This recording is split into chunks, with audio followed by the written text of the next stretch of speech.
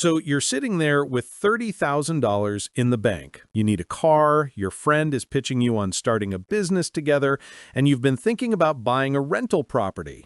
And here's what's wild. You could finance all three of them, or you could pay cash for one. Most people would tell you to avoid debt at all costs. Dave Ramsey would have you paying cash for everything.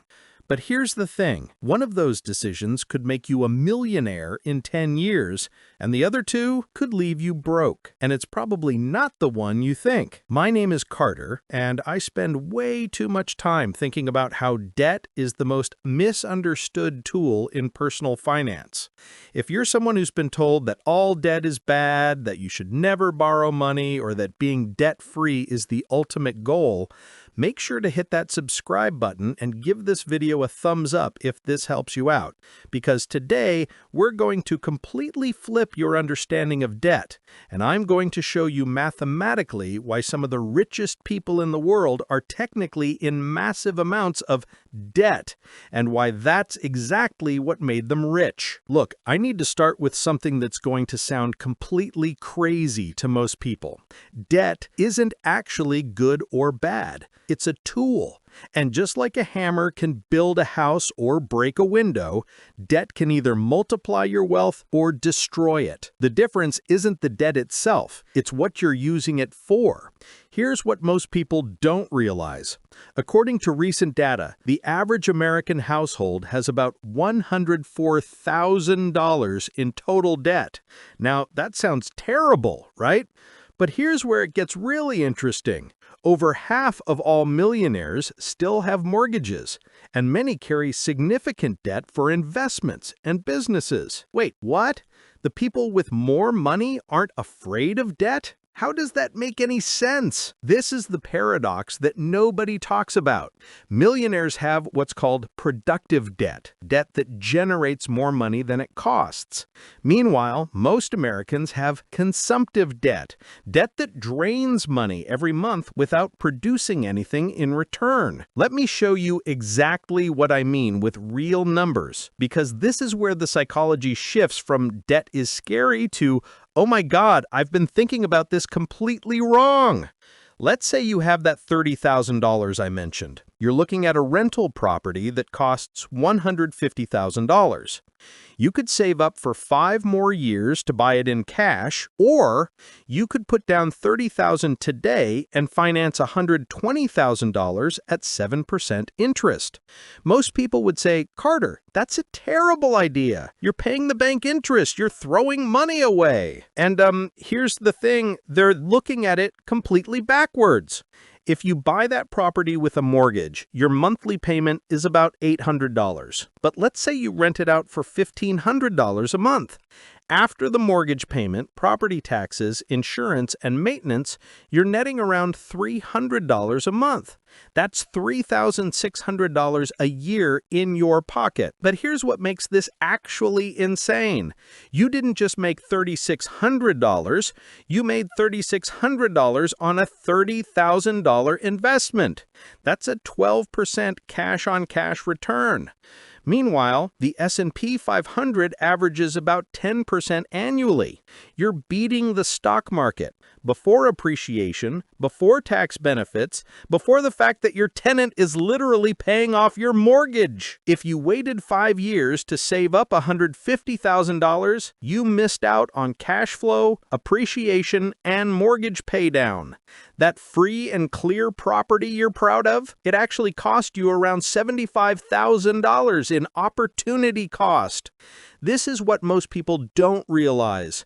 The cost of not using debt is often way higher than the cost of using it. Now, you might be thinking, okay, Carter, but you're cherry picking. What about all those people drowning in debt? And look, you're absolutely right. So let's talk about the other side, the debt that's actually destroying people's wealth.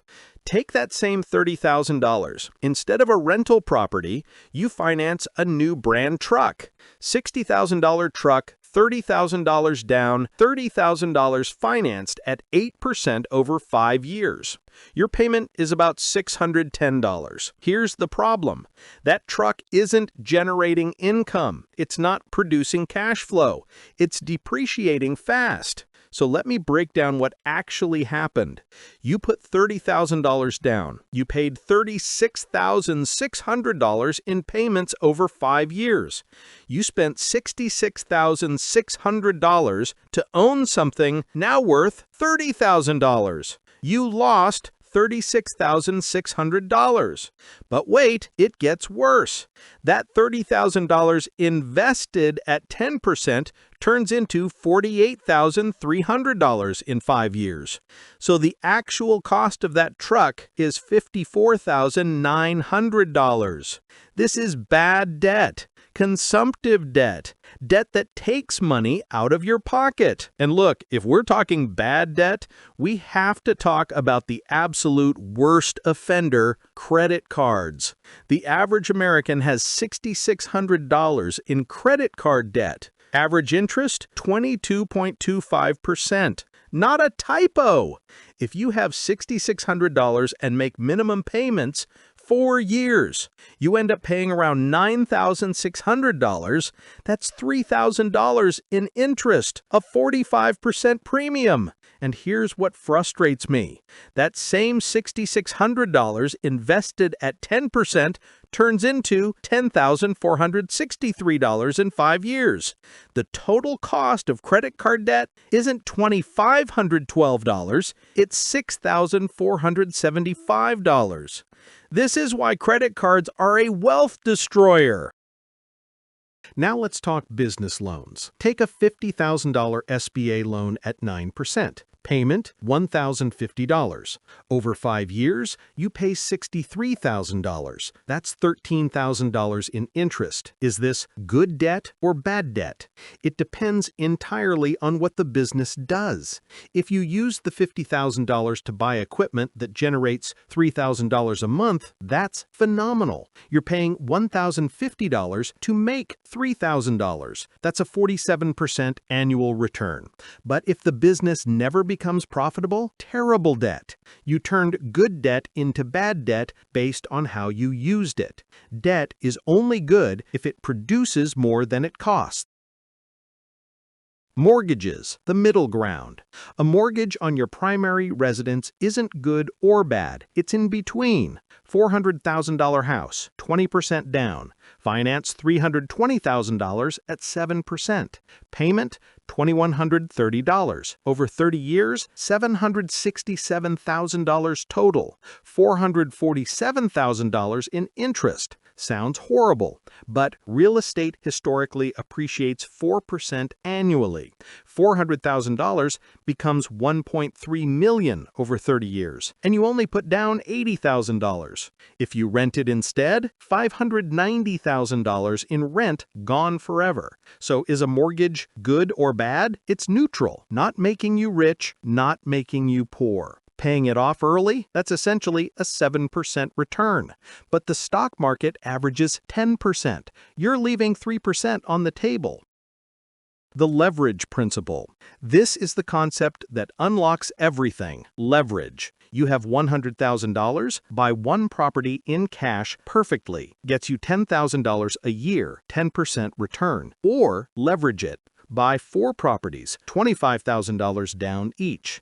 Each nets $4,000 after mortgage. 4 properties, that's $16,000 a year. That's a 16% return on your $100,000. This is why wealthy people use debt. They're not reckless, they're mathematical. If you can borrow at 7% and make 15%, you borrow as much as you can. The risk factor. But Carter, what's the catch? Risk. Good debt has margin of safety. Bad debt has none. 4 leveraged properties equal higher returns, but also higher exposure. If tenants leave, you're on the hook. That's when leverage becomes dangerous. Wealthy people manage this with reserves. Good debt produces more than it costs. You have reserves. You understand what you're doing. Miss one, you're gambling. The psychological shift.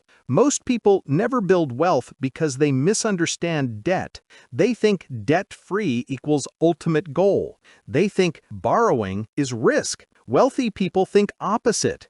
They see debt as a multiplier. They see being debt-free as missing opportunities. This is the shift. Debt isn't bad, it's a tool. The action plan. First, eliminate bad debt, credit cards, cars, consumption loans. Second, mortgages are neutral, don't obsess. Third, seek good debt, rentals, businesses, productive assets. Fourth, build reserves first, at least 6 months. Closing. Bottom line, good debt puts money in your pocket. Bad debt takes money out. Wealthy people use debt to buy assets. Poor people use debt to buy feelings. You choose slow 40-year wealth or strategic leverage that builds wealth in 10. If this video changed how you think, hit subscribe. Drop a comment. Are you using good debt or ready to start? Debt isn't your enemy. Ignorance about debt is your enemy. Now you know better. Go use it. I'll see you in the next one.